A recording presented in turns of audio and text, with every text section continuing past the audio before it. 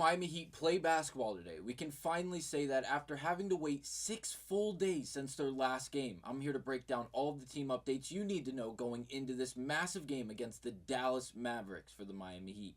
I'm going to break it all down on this episode of Heat Digest, so let's get to it. But first, remember, if you're a part of the 81% currently not subscribed to the channel, please scroll down, click the subscribe button. We are on the road to 2,000 subscribers. We do appreciate all the love and support, so thank you guys so very much. But now let's get to it and break down the massive updates going into the first game in 6 days for this Miami Heat team. Now, that just seems ridiculous in itself. But again, if we just review how the first part of this NBA season has gone and what we've had to go through as this team for this Miami Heat team, it's ridiculous. Obviously, we go out, we have a patchy start regardless, but then you look at the fact that we just got done with a 6-game consecutive road stand, okay?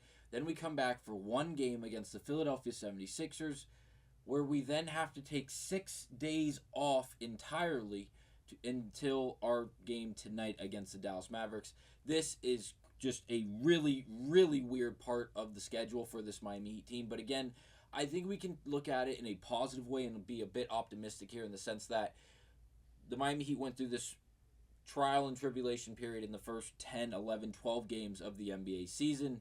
We went through a long, tough, demanding road stand against opposing teams, if like very not bad teams out west specifically, and then obviously a few contenders in the East. And we got a very big challenge there, and then we got a big break. A 6-day break in NBA basketball is very, very large. The only other time you get breaks that long is when you're near the All-Star break, it feels like. So again, it's just a weird part of the NBA season for the Miami Heat specifically.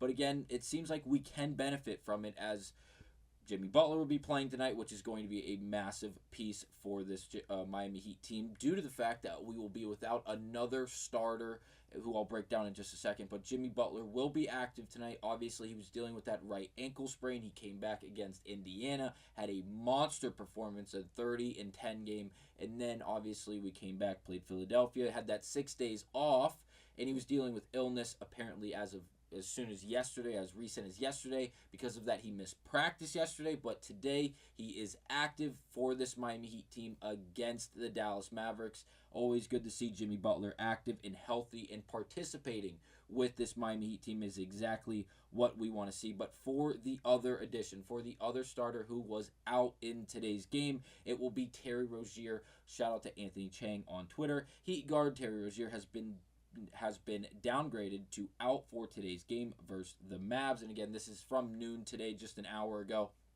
So again, this is very, very big for the Miami Heat in the sense that, yes, Jimmy Butler will be back, but now we will be without our starting point guard in Terry Rozier. What is the lineup going to look like? Are we going to run a bigger lineup? Are we going to run a smaller lineup? We have a lot of different moving parts here. I can't wait to see how Eric Spoelstra answers these questions.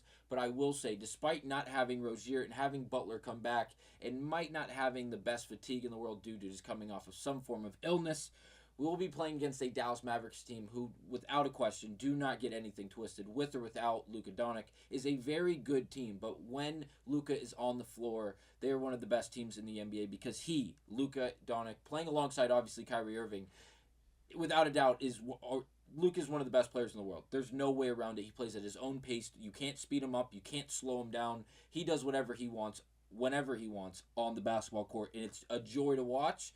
Unless he's playing the Miami Heat, obviously. So thankfully tonight he will not be active. Unfortunately, he's dealing with a left wrist injury.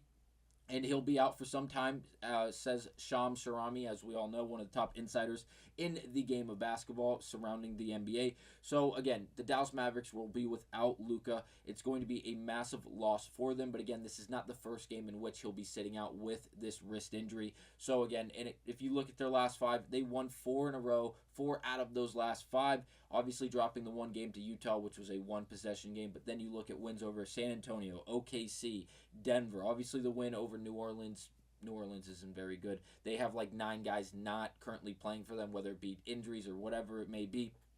For the Miami Heat, we are 3-2 out of our last 5. The 2 losses, again, both coming on the road, both being, or one of them being a 1-possession loss. The other 2, Indiana, again in Indiana. That was a closer game than the 9-point loss shows. It was back and forth. It was competitive, but again, this is a massive tell game for this Miami Heat team for multiple reasons.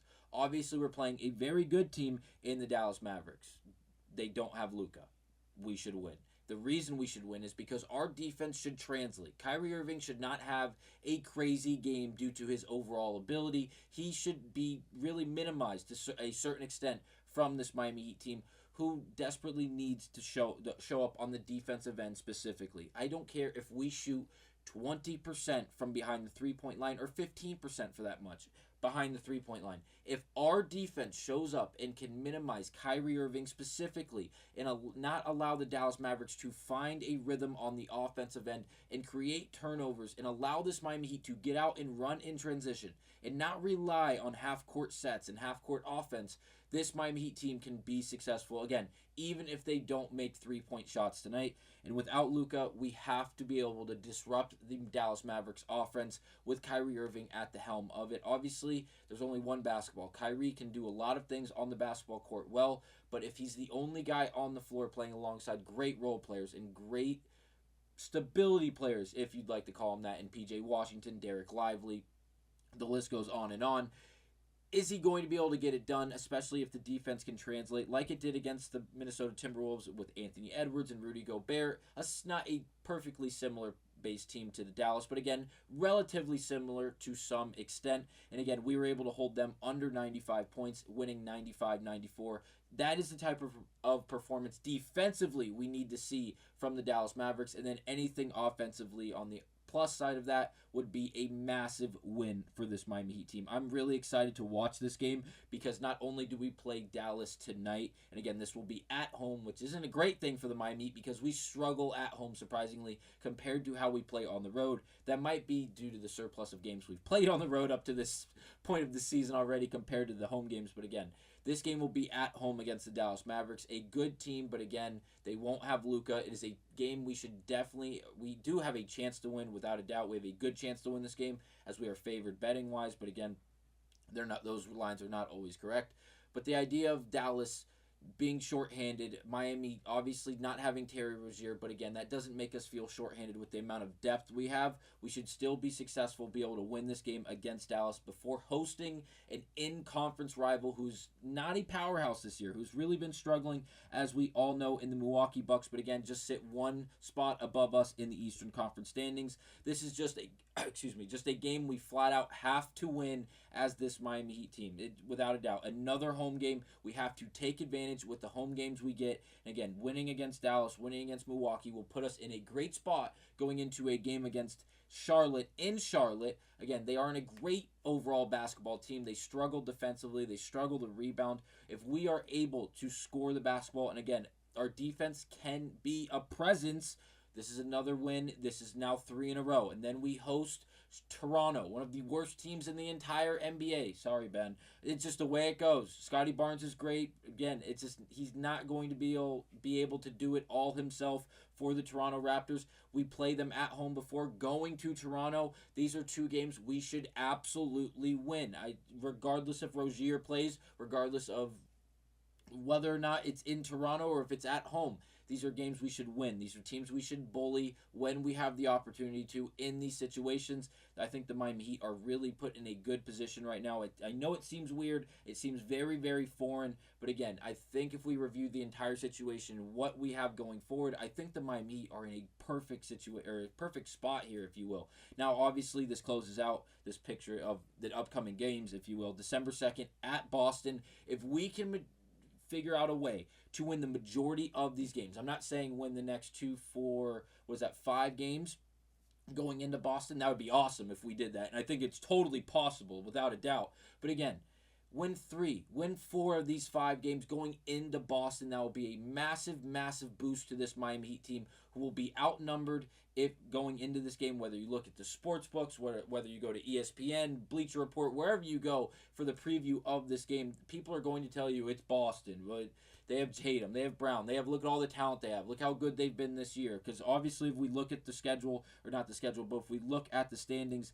as of today, Boston's the second place team in the Eastern Conference, only behind Cleveland, and they have 3 losses compared to Cleveland's 1. Those two teams have by far and away have been the 2 best teams in the Eastern Conference without a doubt up to this point of the NBA season. But again, if the Miami Heat, because of the position they are currently in, can get the ball rolling tonight against a Luka-less Dallas team, look for them to roll. Then beat up on a Milwaukee team who doesn't have Chris Middleton and who has been struggling severely, not only against this Miami Heat team lifetime with Giannis, but again, this season specifically, they have been struggling without a doubt. Then going into a Charlotte team, or going into Charlotte's house, that, again, not a great team, before going to Toronto, this is a perfect situation. After coming off a full 6 days of rest, this Miami Heat team should be rejuvenated. They should be feeling good and on the right page going forward. Because of that, I'm expecting a lot of winning through the next set of games for this Miami Heat team. Please let me know down in the comments what you guys think